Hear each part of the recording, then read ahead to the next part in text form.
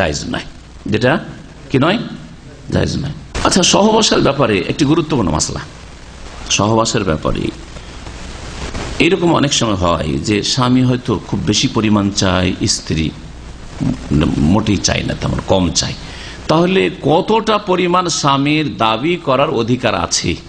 জি, বছরে একবার, বছরে 4 বার, মাসে একবার, হ্যাঁ মাসে একবার, অথবা সপ্তাহে একবার, বা দিনে একবার, বা দিনে 2 বার, কতবার? জি, এ সম্পর্কে কি জানা আছে আপনারা বলেন? মাশাআল্লাহ, অধিকাংশ লোক বিবাহিত, তাই না?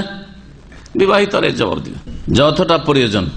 মাশাআল্লাহ, একটা ফতোয়া পেলেন, স্বামীর প্রয়োজন দিনে 3 বার, স্ত্রী পারে না, অসুস্থ, জুলুম হবে না? এই ফতোয়া ঠিক হলো তাহলে উভয়ের সম্মতির মাধ্যমে, উভয়ের সম্মতির মাধ্যমে। স্ত্রী সুস্থ, তারপরে বলছেন না সপ্তাহে 2 বার, বাস, তখন কি করবেন? তাহলে উভয়ের সম্মতিতে হইল না, ওর উভয়ের সম্মতিতে সপ্তাহে 2 বার সুযোগ পাওয়া যাচ্ছে, কি করবেন? হ্যাঁ বলেন, তাহলে এই ফতোয়া ঠিক হল না, হলো? জি হ্যাঁ, শোনায় ভাষ্যকারদের, ওলামায়ে কেরামদের ভাষায়, বড় বড় যারা ওলামায়ে কেরাম, আমরা তো ছাত্র, তালেবে ইলম, তো ওলামাদের ভাষা শোনাই। প্রধান মুফতি, পুরাতন মুফতি, মানে বর্তমান যে প্রধান মুফতি রয়েছেন তার নাম হচ্ছে শেখ আব্দুল আজিজ বিন আব্দুল্লাহ, হ্যাঁ আব্দুল আজিজ বিন আব্দুল্লাহ আলে শেখ, মানে শেখুল ইসলাম মোহাম্মদ আব্দুল্লাহ রহমতুল্লাহ আলের বংশের। আর তার আগের প্রধান মুফতি ছিলেন শেখ আব্দুল আজিজ ইবনে আব্দুল্লাহ বিন বাজ, সংক্ষেপে ইবনে বাজ বলা হয় রাহিমাহুল্লাহ।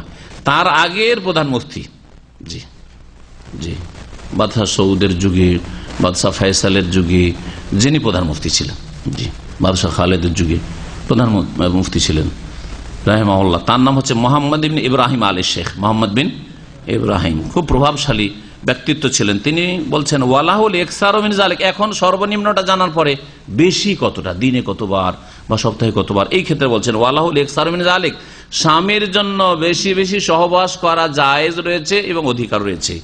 লা ইয়াতাহাদ্দাদু বিহাদ্দিন, তার কোনো সীমানা নেই যে এর 2 বারের বেশি চলবে না, দিনে 3 বারের বেশি চলবে না, এরকম কিছু নেই। ওয়ালা ইউকাইয়াদু, আর এটা কোনো কিছুর সাথে সম্পৃক্ত নাই যে শুধু রাতে চলবে, সকালে চলবে না, দুপুরবেলা চলবে না, অথবা ভোর পেটে চলবে না, খালি পেটে চলবে না, বিকেলবেলা চলবে না, আসর পরে চলবে না, এইরকম শরীয়তে কোনো বাধ্যবাধকতা নেই। মালাম ইয়াদুররা বিহা, যতক্ষণ পর্যন্ত স্ত্রীর জন্য ক্ষতিকর না হয়, এটা অবশ্যই শর্ত। যদি দেখা যায় যে দুর্বল মহিলা আর স্বামীর একাধিকবার সহবাসের কারণে শারীরিক দিক থেকে সে ক্ষতিগ্রস্ত, তাহলে তখন ঠিক হবে না, তখন জায়েজ হবে না।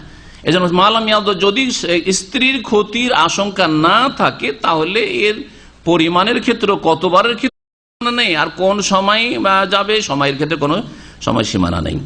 ফাইন আজাররা বিহা ফালা, যদি ক্ষতি হয়, বেশি সহবাসের কারণে ক্ষতি হয় স্ত্রীর, তাহলে জায়েজ হবে না, ক্ষতি করা জায়েজ হবে না। কারণ শরীয়তের নীতিমালার একটি হাদিস রয়েছে, লা দারারা ওয়ালা দিরারা, নবী করিম সাল্লাল্লাহু আলাইহি ওয়াসাল্লাম বলছেন লা দারারা ওয়ালা দিরারা, নিজেরও ক্ষতি করো না এবং অন্যেরও ক্ষতি করো না, নিজেরও ক্ষতি করিও না এবং অন্যেরও ক্ষতি করিও না। আপনি নিজের যেমন শরীর স্বাস্থ্যের খেয়াল রাখবেন, তেমন আপনার স্ত্রীর শরীর স্বাস্থ্যের খেয়াল রাখা ফরজ, আবশ্যক। হাদিস মুসনাদ আহমদে রয়েছে, ইবনে মাজায় রয়েছে, আরো হাদিস রয়েছে আবু দাউদ, নাসাই, তিরমিজি, ইবনে মাজায়। মান দারাহুল্লাহ, যেই ব্যক্তি অন্যের ক্ষতি করবে আল্লাহ তার ক্ষতি করবেন, যেই ব্যক্তি অন্যের ক্ষতি করবে আল্লাহ তার কি করবেন, ক্ষতি করবেন। সুতরাং যদি দেখা যায় যে স্ত্রীর ক্ষতি করছে নিজের যৌবনের তাড়নায়, তাহলে আল্লাহ তার ক্ষতি সাধন করবেন, আল্লাহ তার কল্যাণ করবেন না, এদিকে খেয়াল রাখতে হবে। আশা করি এই বিষয়টি মোটামুটি যথেষ্ট হয়েছে।